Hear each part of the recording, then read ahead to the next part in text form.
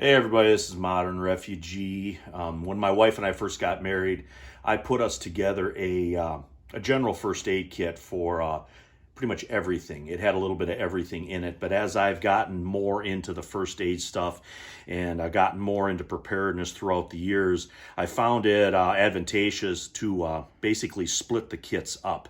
Now I still have a general first aid kit that has a little bit of everything in it, but I've got specialized kits. I've got kits for burns, I got kits for bleeding, I've got kits for illness, and this one right here is sort of my latest one that I've put together and started using, and it's a Splint and Sling kit. And what it is it's got stuff like SAM splints, it's got cravats, it's got the Coban wrapping, it's got finger splints, and got a couple different sizes of the splints in these kits here.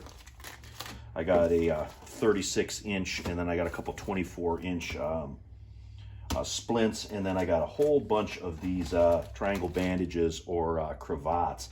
And what these are for is these are to either make slings, or if I need to attach the splints to a limb, whatever. And the whole purpose of this kit is basically to stabilize whatever injury that I run across that I have to take care of until I can get actual medical care.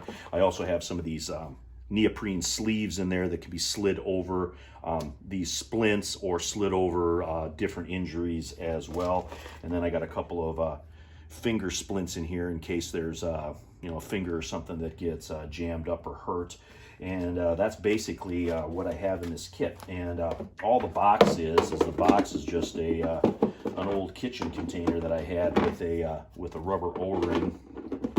And this is how this first started out. Well, then in the last couple of days, I ran across one of these little bags here that was pretty cheap. I think I paid like $15 or something for this, or maybe even a little bit less. But this actually fits into this bag, so now it's portable.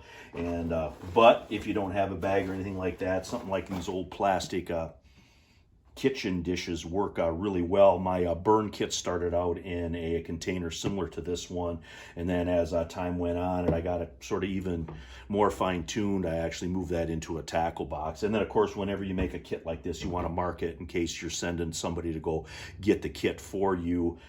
I think all the kits should be marked with what they have. So just another specialized kit here that I have with just some basic stuff. None of this stuff costs a lot of money, but then I have a specific sling and a splint kit that I can use if I run across that type of injury. But anyways, Modern Refugee, appreciate all my subscribers out there.